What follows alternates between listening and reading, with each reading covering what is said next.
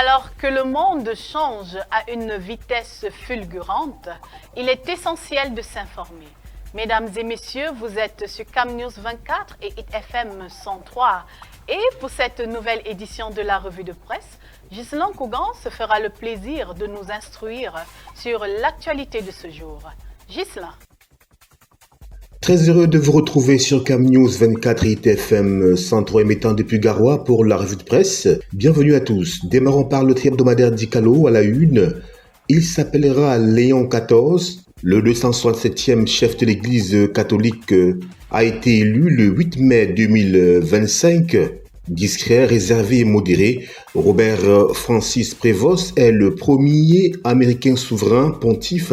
Le portrait du pape de l'unité à la page 12 du tri-hebdomadaire d'Icalo. Toujours avec d'Icalo, fin du conclave sur les ordures. Un chapelet de propositions sur la table du gouvernement, page 3 pour s'en apercevoir. Industrie extractive, le Cameroun négocie fortement son retour à Litchi, page 4. Sport, football, Elite One, Bamboutos de Bouddha annonce son retour à la page 11 du hebdomadaire d'Icalo. Challenge Hebdo à la une, sécurité ferroviaire, péril sur la voie ferrée.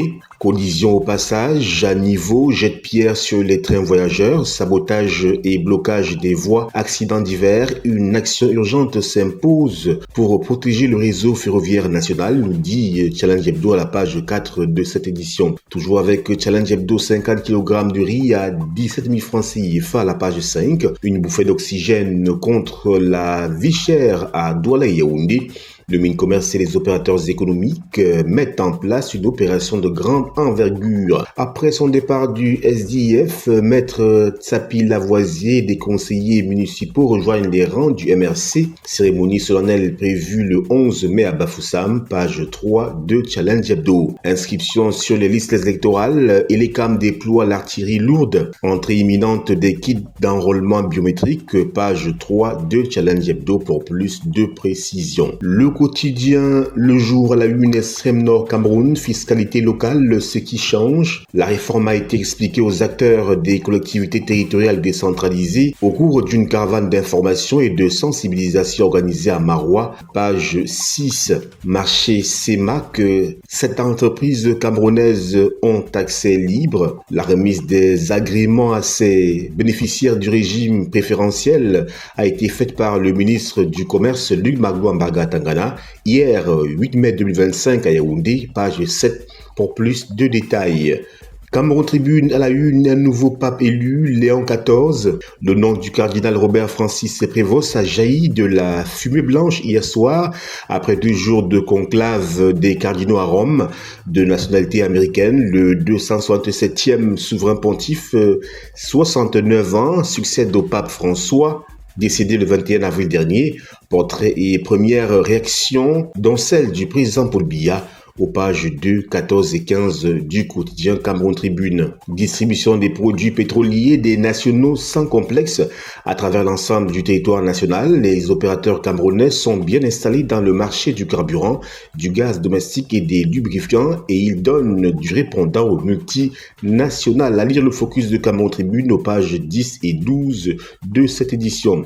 Mise en exploitation officielle ce 9 mai 2025 sous la présence du ministre des Transports.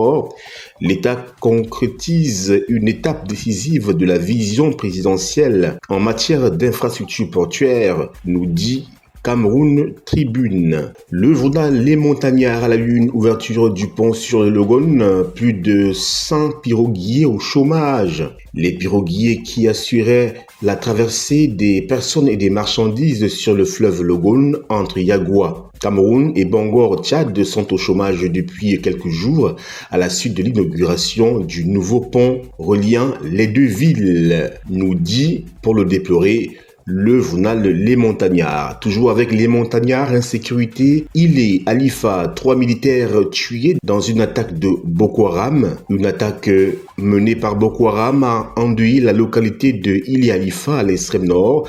coûtant la vie à 3 militaires et faisant plusieurs blessés. L'attaque d'une rare violence a également causé d'importants dégâts matériels, nous dit Les Montagnards à la page 2 de cette édition. Toujours avec Les Montagnards, partenariat entre MinSanté et Camtel, le numérique au service de la santé. Le 6 mai 2025, une convention cadre d'envergure a été signée entre le MinSanté et Cameroun Telecommunications Camtel, marquant une avancée majeure dans l'intégration des technologies numériques au sein du système de santé camerounais.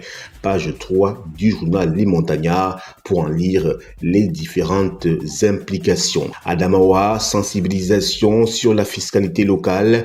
La région de l'Adamawa a été le théâtre ce mercredi 7 mai 2025 du lancement de la caravane nationale de sensibilisation et d'information sur la fiscalité locale. Page 4 du journal Les Montagnards pour plus de précision. L'œil du Sahel à la une, élevage, une dette de 3,4 milliards de francs CFA entache l'héritage du Prodel.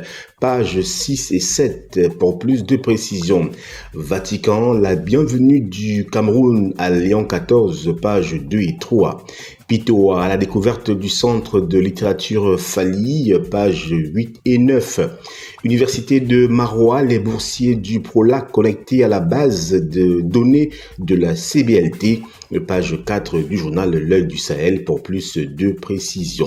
La météo Mufouya-Kono, l'Assemblée nationale offre 23 forages d'eau. C'est le principal message porté aux populations ce 7 mai à Bikok, arrondissement situé dans ce département par l'honorable Angelbert Essomba Bengono, à l'occasion de son compte rendu parlementaire, page 3 du journal La Météo. Le quotidien L'économie et entreprise publique vers l'entrée de Harris IPP dans le capital de la SICAM. Les pourparlers en cours avec le gouvernement et cet investisseur qui examine en ce moment la stratégie de redynamisation et de restructuration de la cotonnière industrielle du Cameroun, élaborée pour une durée de 4 ans. Page 3 du quotidien L'économie. Média Action, nouveau pape, les Africains, pas pour le moment. À l'élection du nouveau pape de l'Église catholique, les 2 cardinaux africains qui étaient attendus sont passés à côté au profit d'un Américain, le cardinal Robert Francis Prévost, qui devient ainsi le 267e pape et portera désormais le nom de pape Léon XIV, page 2 pour plus de détails. Fête du travail 2025, l'honorable Edith Fotso, PCA de la Société camerounaise de savonnerie, a accordé des prix spéciaux aux meilleurs employés à la page 4 du journal Média Action. Le quotidien Émergence à la une, entrepreneuriat jeune, la recette de Leila Doukaigama, journaliste, autrice et entrepreneur. Elle vient de publier le guide digital Lance ton business en 30 jours avec un objectif clair, inspirer la jeunesse à se lancer dans l'aventure entrepreneuriale, page 7 du quotidien Émergence. Sonara, la restructuration, une nouvelle fois en discussion avec le FMI. Limbé, 35 000 litres de carburant saisis, nous dit le quotidien Émergence. L'info à chaud à la une. Réaction à chaud face à la stratégie du MRC pour légitimer la candidature du professeur Maurice Kamto à l'élection présidentielle d'octobre. Slesen Djamen traite Kamto de pape de l'incohérence. L'ancien cadre du MRC, désormais président du parti politique à part qui veut sa part, s'interroge si le pape de l'incohérence peut-il gouverner une nation qui a plus que besoin de cohérence?